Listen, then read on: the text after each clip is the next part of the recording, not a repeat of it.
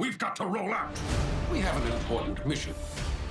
Protect the Emberstone. Let's go! Ah, Robby! Give me the stone. With it, Earth shall be ruled by Decepticons. Why is our family always in the middle of someone's evil plot? I like to live dangerously. Surrender and we will leave you in peace. Resist, and we will leave you in pieces. Gotcha. Transformers EarthSpark. New season available June 7th on Paramount+. Hello everybody and welcome. I'm Comodin Cam, and today we're going to be talking about Season 2 of Transformers EarthSpark. That's going to premiere on June 7th of this year. Now we've got so much to talk about in this 30-second trailer, and I've already seen the reactions online. A lot of people are concerned and worried about the Starscream character, because it somewhat contradicts what we saw at the end of Season 1. I don't think it's that far-fetched. I'm going to explain a lot of it and why I think they have decided to take this direction with Starscream's character, why he has sort of become the big bad, at least for the first half of Season 1, because we have had episode titles, plot summaries, air dates, and new character names revealed. Now I won't be going into the detail of these episodes because most of the bios are pretty vague anyway and don't actually give all that too much away, like about the actual episode. The only thing that the bios give away is what we've already seen in this 30-second trailer, that Starscream is the big bad for the first half of Season 2, he wants the Emberstone, he's causing chaos, so it's up to the Maltos, the Terrans, and the Autobots to put a stop to all of this chaos. So Season 2 is giving the fans what they've always wanted, is the Decepticons versus the Autobots, except it's going to be slightly different from what we've always seen in the past. Now we finally see Starscream leading the Decepticons in a fashion we've never seen before. Now, to be honest, I am not surprised that they have decided to take Starscream in this direction because, in my personal opinion, I think it lines up pretty well with what we saw in the episode, What Dwells Within. Because at the end of that episode, he had not forgiven Megatron for everything that he did to him. And at the end of Season 1, he was delighted to give Megatron a little what for, even if he wasn't actually fighting Megatron because, well, he was controlled by Dr. Mandroid. So, when we think of the Starscream character, the only close form of connections he's made when it comes to the Terrans is Twitch and then hashtag. And Starscream's whole beef is not with the Terrans, it's with the Autobots. Yes, it was fantastic to see the Decepticons, get their moment and take on the possessed Autobots, but that's the thing. The Autobots were possessed. I imagine if the Autobots weren't possessed, they would have hesitated on helping out. They would have probably escaped because, well, they've been in prison for quite a while. Some of the characters have anyway. You gotta think about it. These guys have been fighting a long war with each other, and I don't think all of a sudden they're going to switch sides and become friends, especially with their history.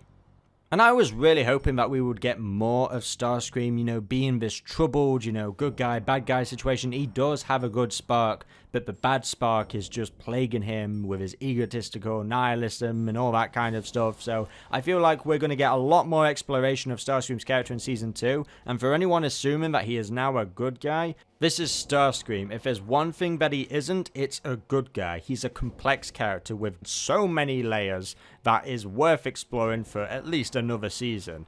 And one thing that makes this better is that this is not Armada Starscream. I definitely believe they are taking inspiration from Armada, but I don't think this is the same, and that's a good thing, because we want something interesting and different, because this is Starscream. He's got so many complex layers, there's so much to explore. Of course he's going to seize the opportunity to get a hold of ultimate power. Maybe there's a specific reason, maybe there is a purpose, there is a method to his madness. Maybe all of this is to get back at Megatron, or maybe it's something else, because he has a deep hatred with him.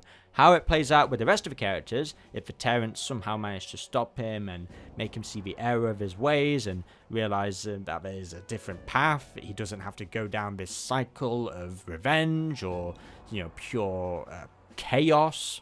There'll be so many different things to explore with this season. I don't think we have to worry so much. Like just at the end of the episode, What Dwells Within, his debut episode, the way how he ended things with Megatron, yeah, that's unfinished business, without a doubt. And what we saw in The Last Hope, it's just him giving Megatron an ass kicking that he's always wanted, except Megatron probably won't even remember it.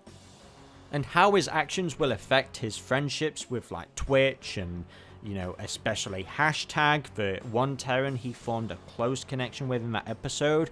Without a doubt, hashtag is going to play a huge part, hopefully anyway, in Starscream's character in this season. She'll probably be thing that saves him, you know, from being the cosmically empowered Starscream. Who knows? We'll just have to wait and see how this season plays out.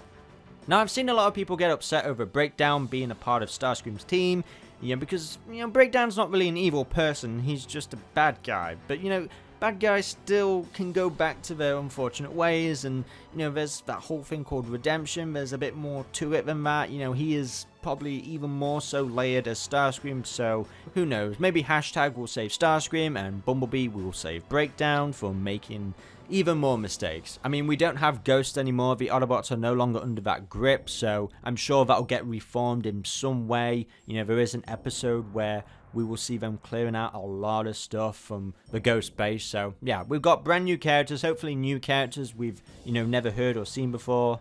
I'm looking forward to it. Let me know what you think in the comment section below. I have seen a lot of criticism on the animation. Personally, I don't really see it. You know, all I see is obviously the Maltos, Robby and Mo. They've grown up, you know, they're in the adolescent stage, so Mo looks a little different, Robby looks a little different. I'm glad they actually did that. That's like nice attention to detail. That's altering a character model. You know, we didn't get that at all when it came to, you know, Jack, Miko, Raphael. You know, we saw it with some of the characters from Armada when they crossed over into Cybertron and Energon, but we don't really see a lot of human characters grow up like this so fast anyway. So it's nice to see that they've paid that attention to detail there. I think the animation looks fine, personally. I don't really see any fault with it. It looks pretty much identical to me. So it's just good to see the Autobots and Decepticon logos on the characters again, especially with the Autobots. I really hated that Ghost insignia. Thought it was disgusting, and it makes these characters actually look 10 times better now because they've not got that disgusting thing on their chest. But yeah, guys, there we have it. That's my breakdown on Transformers EarthSpark Season 2. The 30-second trailer, you know, it didn't give us an awful lot, but it's enough to get me hyped.